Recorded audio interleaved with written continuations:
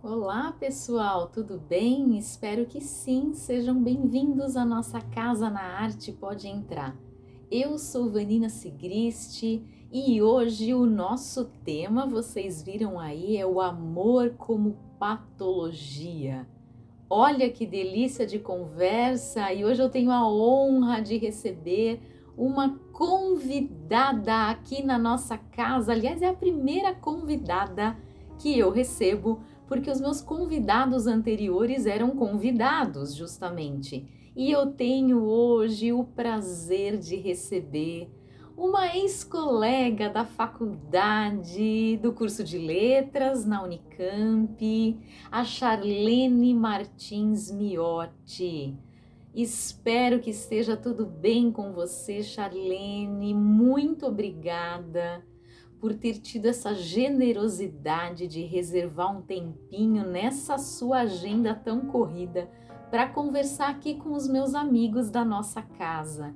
É uma honra recebê-la. Eu adoro gravar esses vídeos em que eu recebo amigos, amigas, ex-colegas, enfim, para conversar sobre arte. A conversa fica sempre muito gostosa, muito acolhedora, muito enriquecedora. E o tema hoje é babado, então todos com certeza vão gostar. É curioso, é diferente, é um tema que ainda não foi abordado aqui no nosso canal e não falamos tanto assim sobre antiguidade, sobre poesia antiga, como falaremos hoje. Então, pessoal, fiquem comigo, vocês vão adorar essa conversa, eu tenho certeza. Vou apresentar a minha convidada então. A Charlene é professora associada de Língua e Literatura Latinas na Universidade Federal de Juiz de Fora, em Minas. E ela também atua no programa de pós-graduação em Estudos Literários. É vice-presidente da Sociedade Brasileira de Estudos Clássicos do biênio 2020-2021 e também é editora-chefe da revista Clássica. Ela dá aulas, ela orienta os alunos, enfim, ela tem toda uma carga de trabalho muito densa e exaustiva, estuda a beça e cedeu um pouquinho do seu tempo como especialista nessa área de poesia antiga para conversar com a gente hoje. Charlene, sinta-se à vontade, pode começar. Você preparou uma apresentação incrível. Ela vai fazer leitura de poemas, ela vai fazer uma análise deliciosa, né? Vai compartilhar aqui com a gente alguns poemas maravilhosos. Eu nem vou adiantar qual é o assunto, porque eu prefiro que você fale dessa sua experiência, qual é a sua proposta hoje aqui nessa nossa conversa. Eu vou deixá-la bem à vontade para fazer toda a sua exposição e depois eu volto para conversar um pouquinho com você, tá bom? Muito obrigada e agora é com você. Obrigada, Vanina, pelo convite para falar aqui no Casa na Arte. Eu admiro muito o movimento de divulgação científica e cultural que tem sido empreendido por tantos colegas brilhantes lá da Unicamp, que tem como base a formação impecável que nós recebemos na universidade pública, gratuita e de qualidade. Espero que muitas pessoas possam se maravilhar com saber como nós nos maravilhamos quando chegamos ainda meninas ao Instituto de Estudos da Linguagem, o IEL, lá na Unicamp.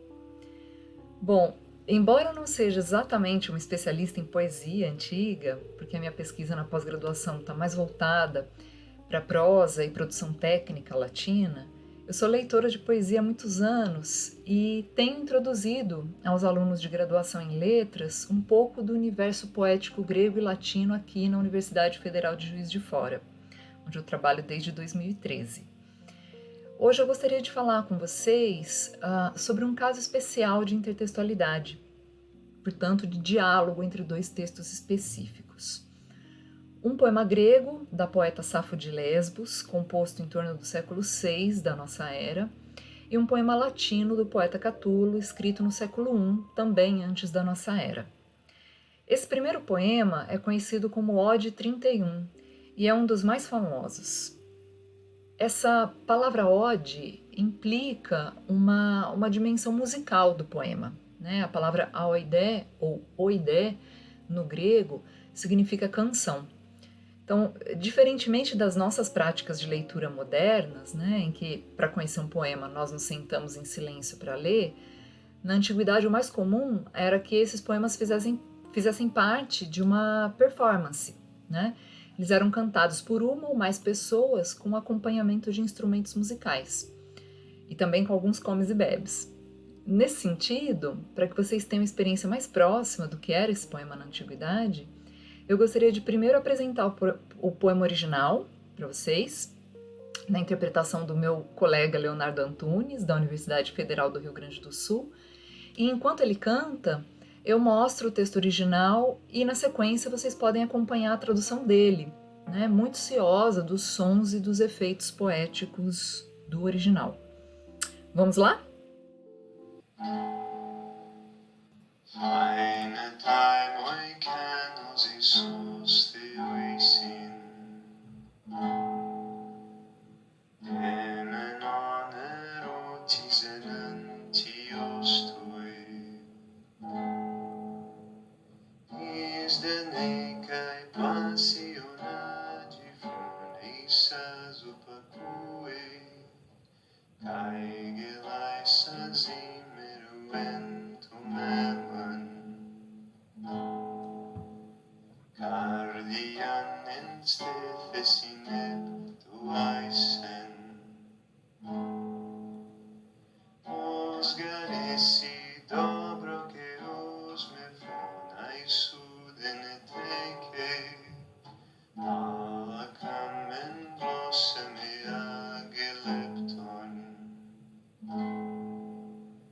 Nautica croi piru padedrumaken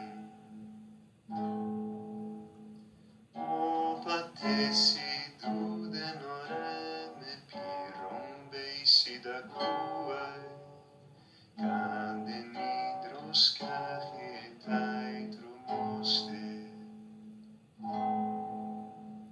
Aesan agrei chloro terate poia Emitet nacedo ligopite vis fainum maltae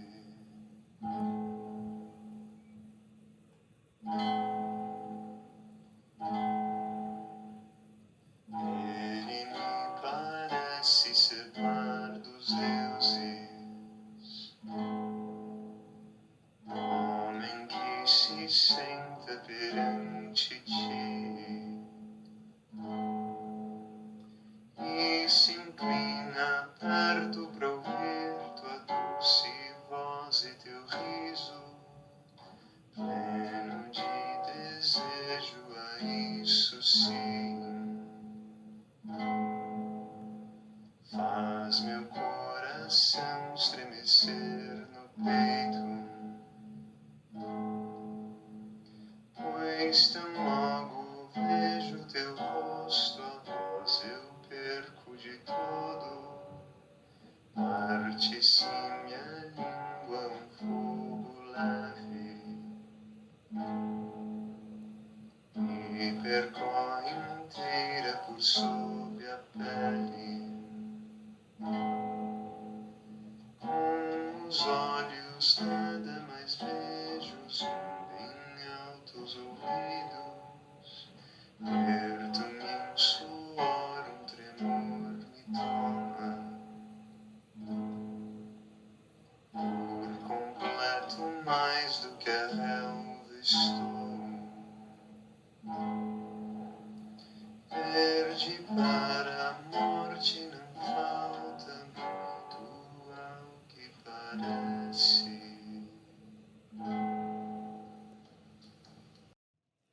Eu espero que vocês tenham gostado da performance musical do Leonardo Antunes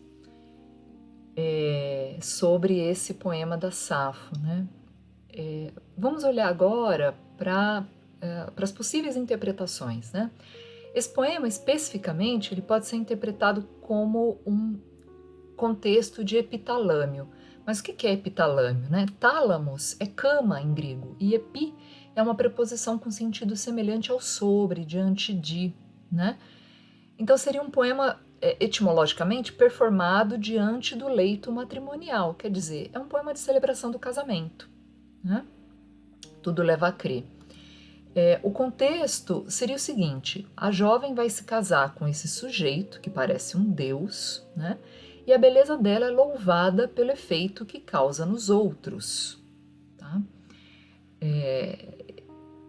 E esse jovem parece um deus, seja porque também ele de uma beleza arrebatadora, mas sobretudo por estar perto do objeto amado, né? Por estar próximo a essa moça que ri ao lado dele, né? Mas também tem outras possibilidades interpretativas. Como vocês sabem, a ilha de Lesbos, na Grécia, de onde a poeta Safo é natural, responde pela origem da palavra lésbica, que surgiu pela primeira vez só no século XIX, em inglês, né, como relativo à homossexualidade feminina. Durante muito tempo, o erotismo feminino da poesia sáfica foi lido com um viés biografista muito problemático por vários motivos, né? Eu posso citar alguns. Em primeiro lugar, nós não temos muitas fontes a respeito da homossexualidade entre mulheres na antiguidade, né? Em segundo, a gente ignora completamente o contexto da ilha de Lesbos quanto à vida cotidiana feminina e sobre a própria Safo. Em terceiro, a gente poderia dizer, né, que existia na Grécia uma separação quase completa entre os universos dos homens e das mulheres, o que ajuda a explicar a concentração da poeta no seu próprio universo ao cantar a temática erótica. Faz todo sentido, né? Em quarto lugar, a gente pode dizer ainda que a gente pode lembrar, né, que as anedotas e poemas de outros autores antigos, né, como Aristófanes, Anacreonte, retratam a Safo como promíscua, mas num registro heterossexual, como a gente vai ver daqui a pouco em Catulo também. Quer dizer, na antiguidade, a característica mais marcante da poeta era sua intensidade erótica, independentemente da questão da orientação sexual, que parece chamar atenção mais para nós modernos do que a atenção dos antigos, né? Vale lembrar também que essa dicotomia entre homossexual e heterossexual é um produto da modernidade, né? Ainda que esses termos estejam baseados em prefixos gregos, homos, que significa o mesmo, e heteros, que significa diferente, né? Mas voltando para o poema. Além da interpretação do poema como uma canção celebratória de casamento, é possível lê-lo também por mais duas óticas. Como um poema de ciúmes, né? Então, uma amada da Safo está paquerando o rapaz, o que causa os efeitos físicos, né, que a gente acompanhou, ou um poema sobre a patologia amorosa, os efeitos somáticos que a gente tem ao ver o ser amado, né? Então, nesse caso, a visão da moça sendo cortejada por um pretendente faz com que a voz poética entre em colapso, né?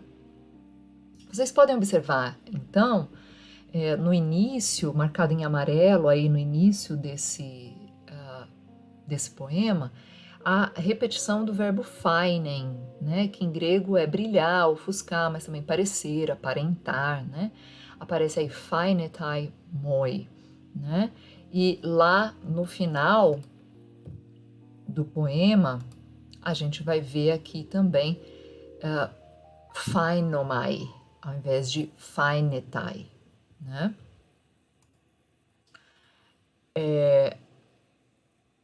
O primeiro, então, a primeira ocorrência desse verbo está relacionada ao estopim da cena, que é o ele, né? É o sujeito que está sentado perto da moça. O segundo está relacionado ao modo como a primeira pessoa do singular, né, essa voz poética, se percebe na cena, com um distanciamento bem marcado entre a experiência erótica e a sua representação poética, né? Já no terceiro verso, como vocês veem aí também marcado em amarelo, começam a aparecer certas rupturas nas palavras, né? Vocês conhecem o recurso do enjambement ou o cavalgamento. Quer dizer, quando a pausa rítmica de um verso não corresponde à pausa semântica, né, de sentido. Quer dizer, um verso que precisa do verso seguinte para completar o seu sentido, né? Aqui a ruptura é muito mais drástica. a gente tem uma timese, que é o nome técnico para essa quebra no meio da palavra. Vocês conseguem observar até o hífen aqui, né, em foneissas. É como se a estrutura do poema emulasse a confusão mental que toma conta da voz poética assim que vê a sua amada. Isso também vai acontecer no poema do Catulo, a gente vai ver daqui a pouco, né? Essa quebra, essa timese vai acontecer também aqui, né, no 7º verso e também aqui, né? Essa expressão, mais do que a relva, estou verde, né, ela é de difícil interpretação. Embora aqui no poema provavelmente ela indique um tom de pele mórbido, né, como a gente usa o empalidecer em português, né, a cor verde era em geral associada à juventude, à imaturidade na Grécia. Acho que também para nós, né? Vale lembrar que na poesia homérica a relva é muito mais associada à sexualidade também, né? É curioso, então, que ela diga, aí, mais do que a relva eu tô verde, né? Talvez também o sentimento de arrebatamento seja somático, né? Ele dá sinais no corpo. Mas vamos ao poema do Catulo, que viveu entre os anos 80 e 50 da nossa era. Mas vamos juntos, então, ao poema do Catulo, que viveu entre os anos 80 e 50 antes da nossa era. Natural da cidade de Verona, ao norte da Península Itálica, o Catulo escreveu em latim 116 poemas de extensões variadas que compõem a sua única obra, os Carmina Catulli. Carmen significa poema em latim, de modo que o plural, por ser uma palavra do gênero neutro, é Carmina. A tônica da obra do Catulo são os poemas para lésbia, né? Muito já se discutiu também se esse não seria um pseudônimo para a amada do poeta, que seria supostamente uma aristocrata casada, né, chamada Cláudia. Mas isso não importa aqui, né? O mais importante é reconhecer a importância desse nome nesse contexto, né? Catulo presta homenagem à sua precursora, a poeta Safo. Catulo usou nesse poema, né, a chamada estrofe sáfica. E nesse poema em só mais um, né, o poema 11. Ambos dentro da temática da desilusão amorosa relacionada à lésbia, né? A estrofe sáfica, grosso modo, é composta por 3 versos em decassílabos e um quarto chamado adônico, com apenas 5 sílabas. É um metro eólico, né? Lesbos fica na região da Eólida, litoral norte da costa da atual Turquia. E esse metro foi usado anteriormente, claro, tanto pelos poetas Alceu como pela poeta Safo, né? Os dois são contemporâneos e conterrâneos, né? E produziram em dialeto lésbio eólico. Eu gostaria que vocês ouvissem, então, uma declamação do poema do Catulo, para que vocês também absorvam o ritmo, né? Eu uso a voz da professora Hannah Silverblank para isso. Ile mi par esse deo detor. Ile si fas est superare divos. Qui sedens arver suscidente demte, spectat et audit, dolce ridentem miserocor omnis, repit sensus mihi nam simulte, lesbia spexi nihil est supermi. Vocis in ore, lingua sed torpet, tenuis sub artus, flamma Dei manat sonitus opte, tintinant aures geminate guntor, lumina nocte. te. O tium catule tibi molestest, o ti exultas nimium gestis, o ti et reges prius et beatas, perdidit urbes. Então, pessoal, depois de ouvir o poema original aí declamado pela professora Hannah Silverblank, eu leio a tradução do professor Paulo Sérgio de Vasconcelos, que foi quem primeiro me introduziu à análise desse poema lá na Unicamp, né? Então, na tradução do Paulo Sérgio de Vasconcelos, no livro O Cancioneiro de Lésbia, né, de 1991, ele propõe a seguinte tradução: ele me parece semelhante a um deus. Ele, se não é sacrilégio dizer, supera os deuses. O homem que sentado diante de ti, muitas vezes contempla-te e ouve-te. Sorrindo docemente, o que arrebata a mim, infeliz, todos os sentidos, pois assim que te vejo, lésbia, nenhum fio de voz resta em minha boca. A língua, porém, se paralisa. Uma chama sutil se espalha pelos meus membros. Com um ruído interno, tintinam os ouvidos. Os olhos se cobrem com dupla noite. O ócio, Catulo, te faz mal. No ócio te exaltas e te excitas demasiadamente. O ócio, outrora, a reis e prósperas cidades, levou à ruína. Então vocês conseguem perceber claramente uma quebra de tom, né, dessa última estrofe em relação às outras 3 estrofes que compõem o poema, né? Mas vamos por partes. Eu queria fazer uma breve análise do poema mostrando alguns pontos que eu marquei aqui coloridinho para vocês.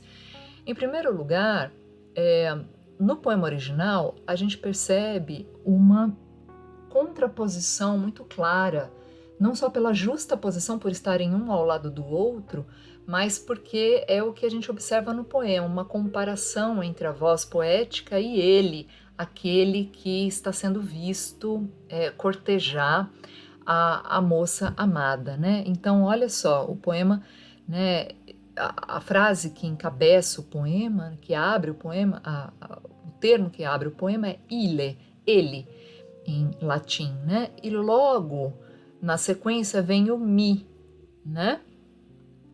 Parece a mim, né? Coisa que o Paulo Sérgio de Vasconcelos emulou muito bem aqui na sua tradução, né? Ele parece a mim, ele me parece, né? Eu marquei em verdinho para vocês aí também essa repetição expressiva do T, né, do fonema T, junto com as muitas variações, né, vocálicas que a gente encontra dentro da teia fônica desse poema, né?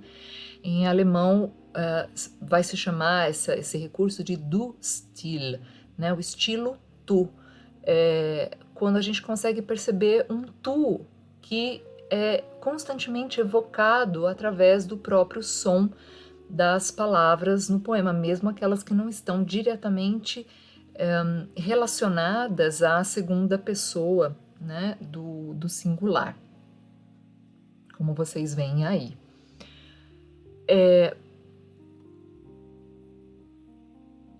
Uma coisa importante a observar aqui também é o quiasmo, né?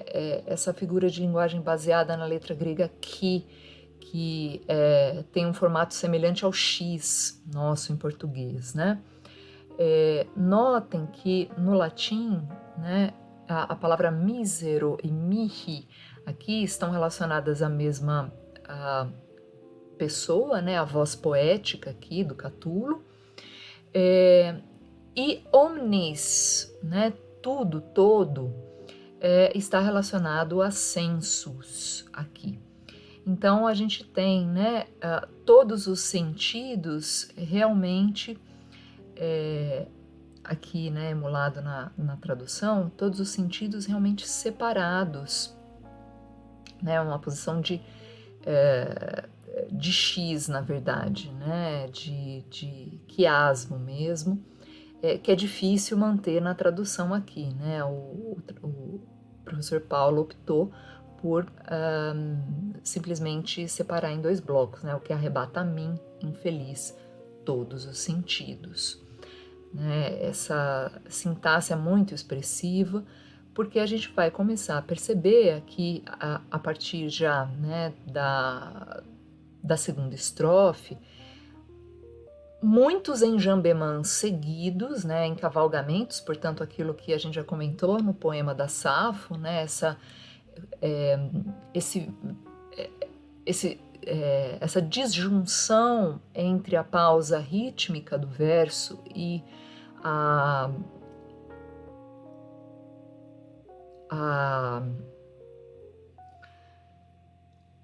e o sentido propriamente dito, né? A expressão semântica.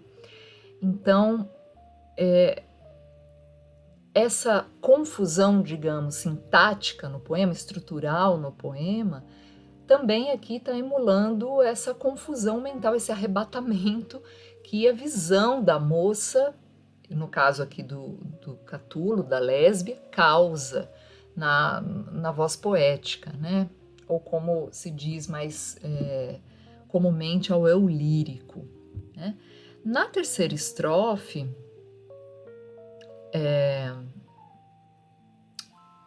aliás, antes de falar da terceira estrofe, eu falo aqui também sobre uma certa... A gente tem uma disjunção de um outro tipo aqui também, né? Uma timese, como eu comentei com vocês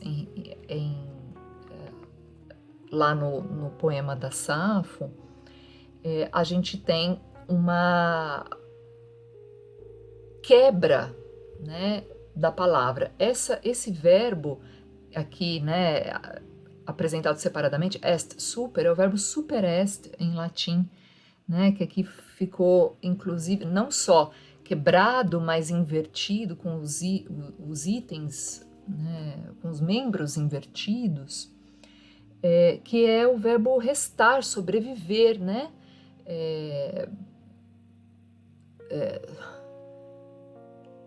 continuar a existir, né? Na terceira estrofe do poema, parece que as partes do corpo têm autonomia, porque como vocês observam aí, não tem nenhuma marca possessiva, nem conjunção, né? Só paratasse, só os sintomas justapostos, um após o outro, né? Então a gente vê na sequência aí, né? A língua se paralisa, uma chama sutil se espalha pelos meus membros, com um ruído interno tintina os ouvidos, os olhos se cobrem com dupla noite. Né? Quero falar com vocês também sobre a chama sutil, né?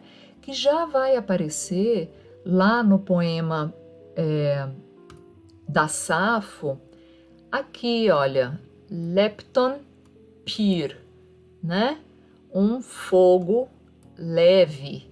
Tá vendo que aqui também a gente tem um enjambemã, né? O substantivo pyr, fogo, em grego, está separado do adjetivo lepton, leve, né?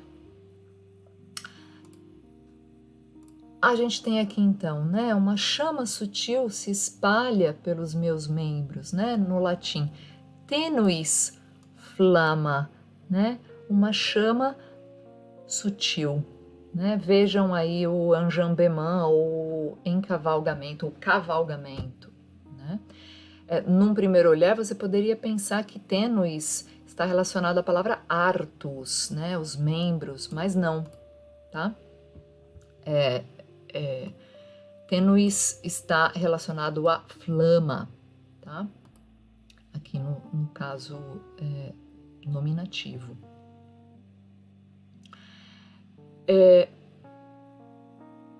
Notem também a onomatopeia do verbo latino tintinare, aures tintinant, tintinam os ouvidos, né? Esse tintinar, né, que é tão expressivo no sentido de que nada consegue ouvir essa voz poética, ela está completamente arrebatado, ele, né, completamente arrebatado, perdido, o poeta, né? E os olhos se cobrem com dupla noite. Notem aqui também o efeito da hipálage. O que é a hipálage? É uma figura de linguagem em que normalmente o exemplo que se dá é o do Eça de Queiroz, né? Fumando um pensativo cigarro. Ora, é o cigarro que é pensativo ou é aquele que o está fumando, né? Nesse caso, os olhos se cobrem com dupla noite. Não é a noite que é dupla, são os olhos, né? Mas o latim vai fazer exatamente isso, né? Gemina nocte, né? Os olhos se cobrem com dupla noite. Em mais um enjambemã, muito significativo aqui nessa terceira estrofe, né? É importante também observar aqui a posição dessa conjunção adversativa, o sed, né?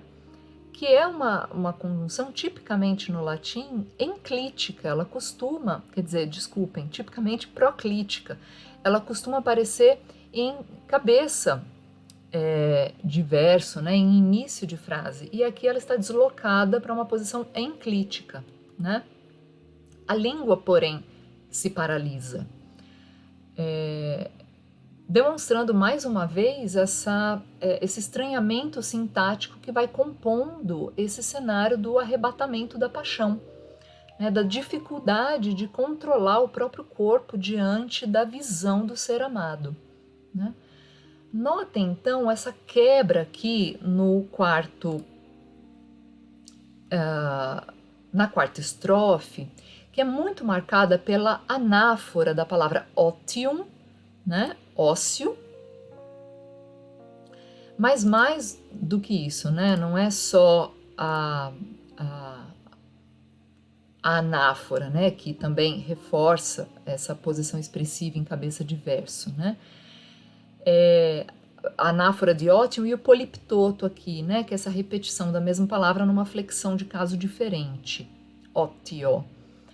Né? Para Catulo, como vocês podem ver aí, todo esse sentimento, toda essa afobação em face à vista do ser amado é falta do que fazer, né? É falta de trabalho, porque ele diz o ócio, Catulo, te faz mal, ele fala para si mesmo, a voz poética se auto-endereça, né?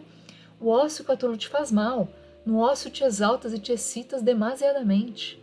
O ócio, outrora, a reis e prósperas cidades levou à ruína. Que cidades? Do que ele está falando aqui, né? A gente pode pensar em pelo menos duas referências parecidas, né? A gente pode pensar em Troia, obviamente, né? Em que sentido? Troia foi levada à ruína pelo amor de Paris em relação a Helena, né? Paris ou Alexandre, um dos filhos de Príamo, rei de Troia, né? O famoso rapto de Helena levou à ruína de Troia, né? Helena, que era uma mulher casada com Menelau na época. E a gente pode, claro, também pensar na história de Dido em Cartago, né? É claro que nesse momento aqui a Eneida ainda não tinha sido escrita, a Eneida de Virgílio, né? Na qual a gente tem a narrativa mais famosa da rainha Dido, rainha de Cartago, no norte da África, né? A Eneida ainda não havia sido escrita, mas o mito das migrações fenícias para o ocidente mediterrâneo é bem mais antigo, né? Então, são essas duas referências possíveis aí para o Catulo, né? Enfim, pessoal, só quem nunca sentiu o atrapalhamento, o arrebatamento que o encontro com o ser amado causa, pode ficar indiferente a esses poemas. Espero que vocês tenham gostado, não gostaria de me alongar muito, mas é isso. Um abraço a todos e até breve. Então, pessoal, a Vanina me pede indicações, né, de livros para que vocês possam aprofundar o conhecimento sobre as variadas traduções desses autores e sobre os outros poemas também. O primeiro deles, claro, é o Cancioneiro de Lésbia, do professor Paulo Sérgio de Vasconcelos, sobre o qual já comentei com vocês, que é um livro de 1991, publicado pela editora Ucitec. O problema é que ele está esgotado na editora, né? Existe uma tradução completa, a tradução do professor João Ângelo Oliva Neto, do livro de Catulo, né, dos 116 poemas, então, do Catulo, publicado pela EDUSP, mas também está esgotado, né? É uma pena que ainda não temos novas edições desses livros tão importantes. Em relação a Safo, eu gostaria de indicar 2 livros. O primeiro é o Lira Grega, da professora Juliana Ragusa, da USP. O livro é publicado pela editora Edra, foi publicado em 2013 pela primeira vez, em que ela vai trazer uma coletânea muito bem selecionada de poemas dos 9 poetas da Mélica Arcaica grega, né, dessa poesia cantada do período arcaico. Entre esses autores está incluída Safo, evidentemente. E por último, os fragmentos completos, né, da Safo, publicados pela editora 34, na tradução do professor Guilherme Gontijo Flores, lá da UFPR, publicado em 2017, que vai trazer, é uma edição bilíngue muito importante, que vai trazer aí, né, esse poema, né, em grego e na sua proposta de tradução. Mas é claro que muitos fizeram traduções da Safo, além do Leonardo Antunes, né, a própria Juliana Ragusa, o próprio Joaquim Brasil Fontes, muitos importantes autores e poetas que se dedicaram à leitura e à análise dos poemas da Safo. E isso, espero que vocês possam aproveitar essas indicações e fico à disposição no que puder ser útil. Um abraço a todos. Tchau. Muito obrigada pela sua resposta, foi excelente essa conversa, foi a única possibilidade que tivemos de nos reencontrar, mas foi um reencontro e tanto. Espero que cada um que nos acompanhou até aqui tenha aproveitado esse bate-papo, conheceram um pouquinho da Charlene Martins Miotti, que foi minha amiga lá na Unicamp, e agora eu tive a honra de reencontrar, de te ver um pouquinho e de te ouvir. Muito obrigada pela presença e a todos vocês, obrigada pela companhia. Nos encontramos no próximo vídeo e ainda teremos vários outros convidados especiais aqui na nossa casa, então segue a gente aqui, por favor. Se inscreve e compartilha esses vídeos porque eles são assim de uma riqueza imensurável. Espero que tenham gostado. Um grande beijo e até a próxima.